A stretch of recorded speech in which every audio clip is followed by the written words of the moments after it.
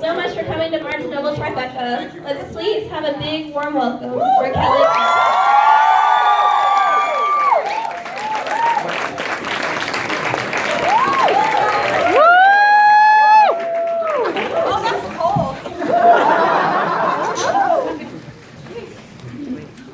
Hello everybody, thank you for coming out tonight. My name is Dave Blinker. I am from HarperCollins Children's Books, and it is my great pleasure to be here with Miss Kelly Clarkson. Awkward moment. Sorry, I am short, but not that. Kelly and I had the great pleasure of working together on River Rose and the magical lullaby. He's a magical editor. Oh. I was like, I have this great idea, and he was like, let me fix this. So why don't you tell everybody a little bit about where the idea came from? Yeah, I actually wrote it for my little girl, and it was just going to be for her, and we just went to all these places. Her passport was like crazy at the age of 1, and I thought, I'm a nerd mom, and I totally, I ended up writing these little stories for everywhere she went, and we were going to put little pictures with them, so when she started reading, she could, it could be her in the story, and, where she went, and she was the girl. So anyway, my husband and my nanny were like, you should make these into children's books, and I was like, okay. Think anybody will want it? Because it's like your kid, right? So you're like, I don't know. But y'all liked it, so yeah, we went with it. Oh, that's great. Yeah, it came out so fantastic. Yeah. I I know. So I know, you're a big reader and a big fan of books. Yes. Mom was a teacher, right? Yes. Tell us a little bit about what your favorite books are. What you think? Well, I'm the normal kid that didn't like reading at first. I just wanted to play outside. So, but then finally she kept pushing me because she's a teacher and amen. And she just kept pushing me, and then finally one day I read Matilda. I think I was like 10, and I read.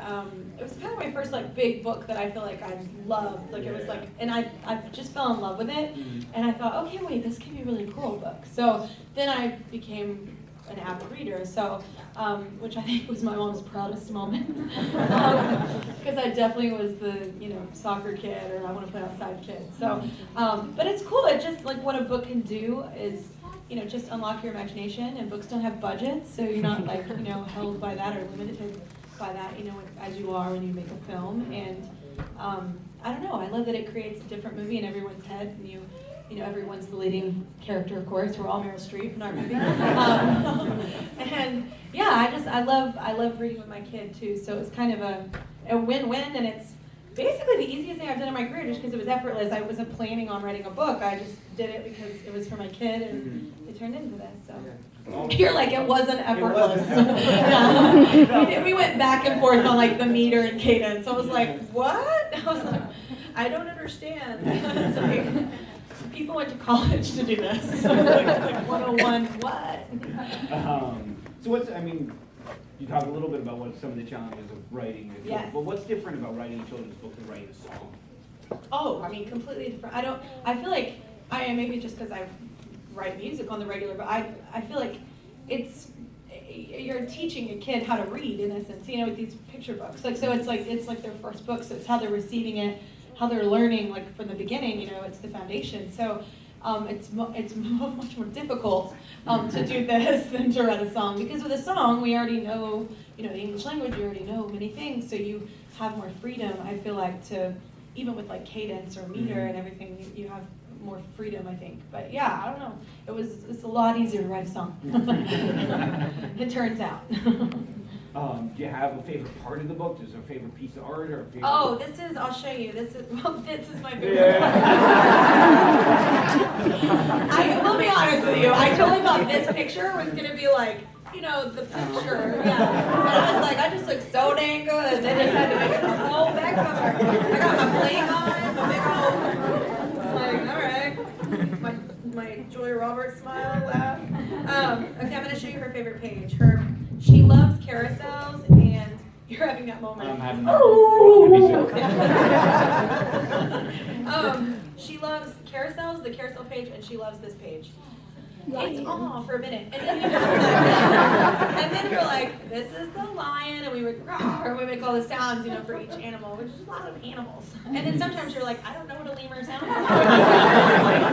Like, I don't know, I'm just like saying the word lemur really weird, but I should probably Google it. But yeah, but she loves all the animals. She's a typical 2-year-old, you know, so. So what does she think about being the star of her own book? She's the star of everything. Everywhere she goes, it's so scary. But she's super lovable. She actually did this thing with me today earlier because she wasn't, and she's sleeping right now.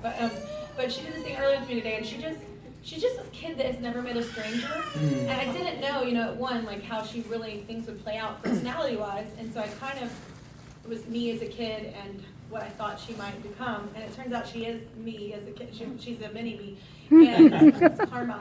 And anyway, yeah, she does. It's actually upsetting. Yeah. She'll be like, "Oh, does she talk a lot? That's weird. She talk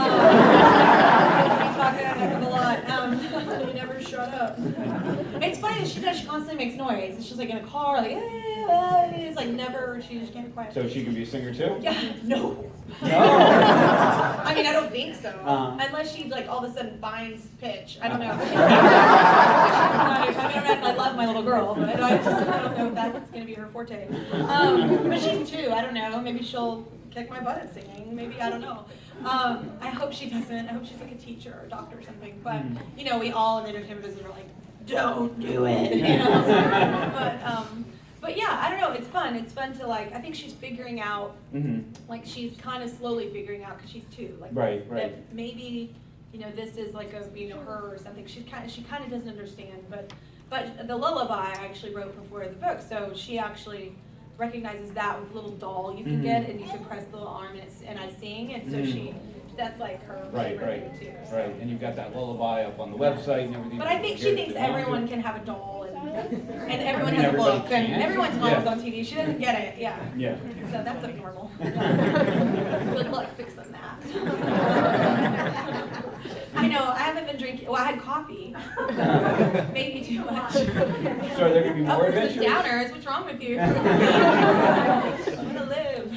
So are you going to have more adventures for River after this? Yes. Where else is she going to go? Well, everywhere I started out the books. We actually changed, we wrote this one specifically just to start it out, and I thought it was actually David's idea because there's already 3 stories because it was kind of where she was traveling. And so, you know, she visits Australia, London, and it's like, and it's kind of cool because it teaches kids not only to just, you know, keep their imagination flowing and you know, growing in that, and but also like about different places in the world. And I'm from a small town in Texas, so even after winning Idol, like at 19, you know, I'd never been anywhere, you know, and so super poor. I never even went to the beach in Texas. Like, so, no, I mean, it's fine. I was very creative because of it. But no, I think it's really cool that she's gotten to go all these places. So there's kind of a story for all these little places that she's been. But we started with something, which was actually, I think, your idea, but we started with the zoo because what's cool about a zoo is even for kids like me who needed like free days at the zoo because even the zoo was like, no, can't afford it. It was cool because you got to go and enjoy it, and anybody can enjoy it. Like you can have money or not money, and like the balloons were like a simple thing that any child could have and feel like they could be River Rose and still be a part of that magic.